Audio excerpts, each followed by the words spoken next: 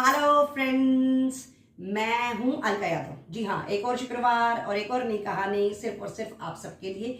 और आज की कहानी का नाम है दो अब के दो तब के। एक बार की बात है, एक बार अकबर की राज्यसभा में सभी लोग बैठे थे और उस समय बीरबल वहां पर उपस्थित नहीं था।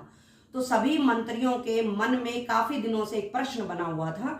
उन्होंने अकबर के सामने उस प्रश्न को उठाया। सबने कहा कि महाराज, आप बीरबल को ज्यादा पसंद करते हैं और हमें कम, ऐसा क्यों?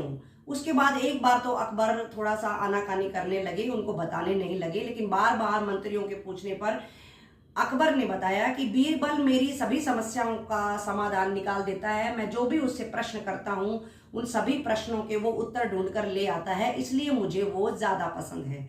इसके बाद मंत्रियों ने कहा कि हम भी आपके सभी प्रश्नों का उत्तर दे सकते हैं, आप हमें मौका तो दीजिए। इसके बाद अकबर ने कहा कि ठीक है, अगर ऐसा है तो तुम मेरे एक प्रश्न का उत्तर दो, मैं तुमसे पूछना चाहता हूं। सभी मंत्रियों ने हामी भर दी। उन्होंने कहा, पूछिए आप क्या पूछना चाहते हैं। उसके बाद अकबर ने कहा कि ठीक है, तुम यहां से या बाहर से दो अब के ले आओ, दो तब के ले आओ और दो ऐसे लेकर आओ जो ना तब के हो ना अब के हो। इसके बाद जैसे ही ये प्रश्न सुना, सभी मंत्री अपने मन में विचार करने लगे कि लगता है महाराज ने नशा किया हुआ है। अभी वो आपस में बातें कर ही रहे थे कि महाराज ने बोला कि मुझे इस प्रश्न का उत्तर चाहिए। उसके बाद मंत्रियों ने कहा, महाराज आप अपने प्रश्न को एक बार फिर से दोहरा दें, हमें ध्यान से सुनाई नहीं दिया। उसके बाद अकबर ने फिर से अपना प्रश्न दोहराया। उन्होंने कहा, यहां से या बाहर से दो अब के लाओ, दो तब के लाओ और दो ऐसे लाओ जो ना अब के हों ना तब के हों। उसके बाद सब मंत्रियों का जो दिमाग था वो अलग अलग दिशा में घूमने लगा, लेकिन उनको बिल्कुल समझ नहीं आ रहा था कि इस प्रश्न का वो क्या उत्तर दें। कुछ देर के बाद वहां पर बीरबल का आना हुआ और बीरबल ने जैसे ही देखा तो बीरबल ने कहा कि सभा में इतना सन्नाटा क्यों है, क्या कोई समस्या आन खड़ी हुई है, क्या हो गया है? उसके बाद अकबर ने कहा कि यहाँ पर जितने भी मंत्री उपस्थित हैं वो तुमसे ईर्ष्या करने लगे हैं और उनका मानना है कि मैं तुम्हें ज्यादा पसंद करता हूं और उनको नहीं। और मैंने इनसे कहा कि तुम मेरे प्रश्न के उत्तर ज्यादा देते हो, इसलिए मुझे वो पसंद है। तो मैंने इनसे भी एक प्रश्न पूछा और ये उस प्रश्न का उत्तर नहीं दे पा रहे हैं। उसके बाद बीरबल ने कहा कि महाराज आप मुझे बताइए वो प्रश्न क्या है, मैं भी जरा सुनना चाहता हूं।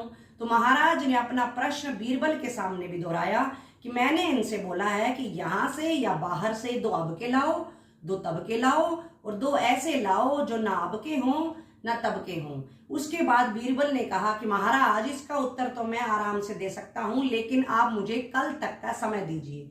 उसके बाद महाराज ने कहा कि ठीक है, तुम कल तक इसका उत्तर दे दो।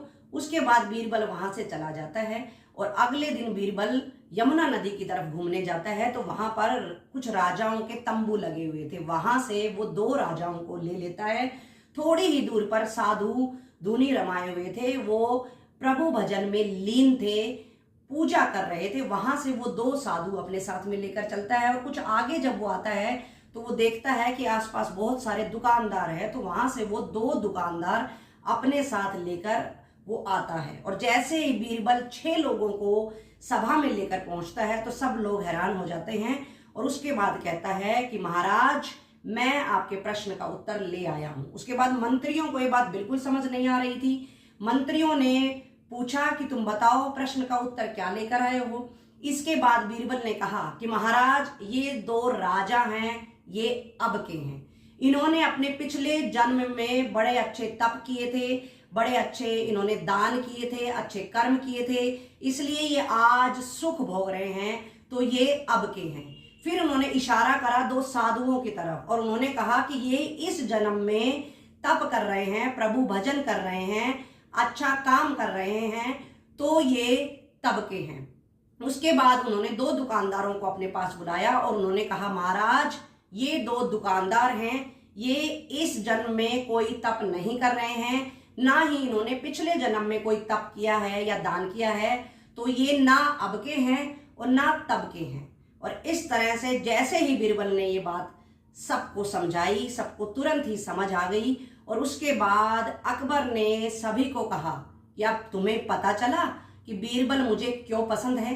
और अकबर का इतना कहना था कि सभी मंत्री अपना चेहरा उदास करके नीचे नजरें करके बैठ गए।